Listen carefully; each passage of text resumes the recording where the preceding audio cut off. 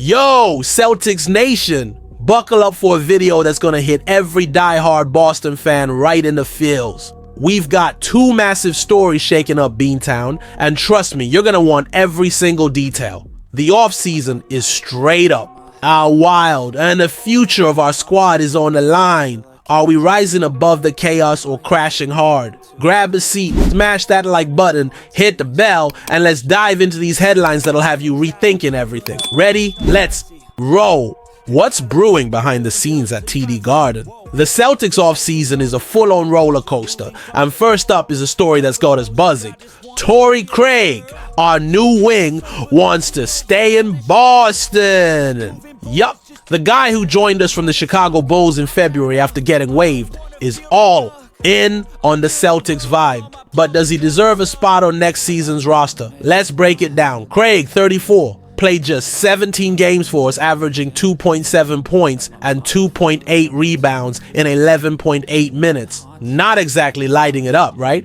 But here's the kicker. Jason Tatum, our superstar, is likely out for most or all of the 2025-26 season with a torn Achilles tendon. Yeah, that news stings, and it's a game changer for the team. Craig was signed to fill out the 15-man roster, but with Tatum sidelined, there's room in the rotation. He started 3 games and proved he can bring it on defense and the glass. He's not a scoring machine, but he's got grit and veteran know-how. Check out what he said after our playoff loss to the Knicks. The team's unity from the locker room to the front office is something special. It's a family here. Everyone's got each other's backs.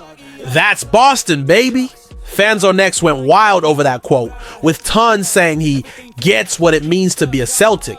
But here's the catch. Is he worth keeping with some rotation? Players likely getting moved to cut costs. Yep, that luxury tax bill is no joke. Craig could see real minutes. Picture him as a makeshift starter or a reliable bench guy while Jaylen Brown steps up as the alpha. Speaking of Brown, he's been balling. He crushed it in games without Tatum, like Game 2 against Orlando and Game 5 against the Knicks. That gives us hope, but it also raises the stakes. Can Craig handle a bigger role? The front office is sweating the repeater tax, and names like Kristaps Porzingis and Drew Holiday might get traded to ease the payroll.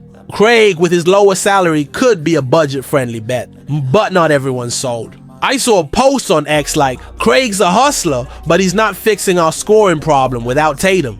Fair point. He's not a direct replacement for our star, and his lack of a long-range shot could hurt. Still, his fit with the team's chemistry is a big plus. The real question is, do we bring him back on a minimum deal, or does the front office chase a bigger name?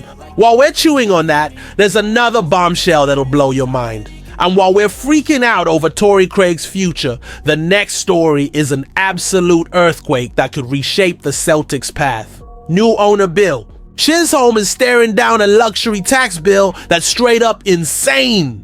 The biggest in sports history. After getting bounced in the second round by the Knicks and with Tatum out due to his Achilles injury, the front office is weighing some tough calls for 2025-26. What does that mean? Potential trades of heavy hitters like Kristaps Porzingis, Drew Holiday, and even Sam Hauser. Yeah, fans, it's a lot to process. Chisholm and his crew shelled out $6.1 billion for the Celtics, so cash isn't the issue. But with the repeater, tax looming, and a team that didn't make it past the second round, the pressure's on. The plan?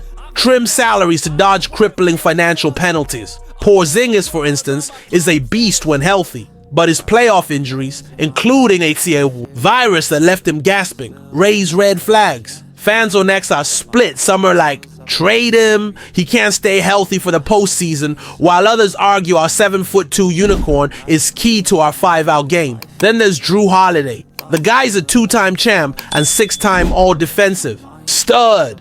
But this season was his worst in years. 11.1 points and a noticeable dip in defense due to a finger injury. Trading him would hurt, but it could free up cap space for reinforcements or draft picks. And Sam Hauser, our sharpshooter's on a $45 million 4-year deal, but the luxury tax makes him a trade candidate. I saw X posts saying, Hauser's clutch, but he's not worth the cost right now. Ouch! He lit up the regular season but faded in the playoffs. On the flip side, there's some hope. Luke Kornet, our backup big, had a monster Game 5 against the Knicks. 10 points, 9 rebounds, and 7 blocks. At 29, he's angling for a raise, but could be a cheap option as his second center. And what about Al Horford? At 38, he's hinting at retirement. After being a cornerstone of our title run, he looked gassed against the Knicks. Is it time to let the legend go? Fans are torn, with many begging for one more year. These moves will decide if we're chasing another ring or hitting the rebuild button. And let's talk about Jaylen Brown, who's under the spotlight to carry the team without Tatum. He's shown he can handle it, but can he do it for a full season? While we wait for the next moves, one question stuck in my head. Celtics Nation, we're in the eye of the storm. Torrey Craig wants to stay and bring his hustle, but with Tatum out, can he step up? And those potential trades of Porzingis, Holiday, and Hauser. It's a huge gamble, but it could save us from the luxury tax and open the door for new talent. Luke Kornet's proving his worth, but letting Al Horford go, would that be the end of an era? Jaylen Brown's ready to lead, but how far can he take us? What do you think? Is the front office right to shake up the roster, or should we keep the core? Drop your takes in the comments, hit that like button, and subscribe.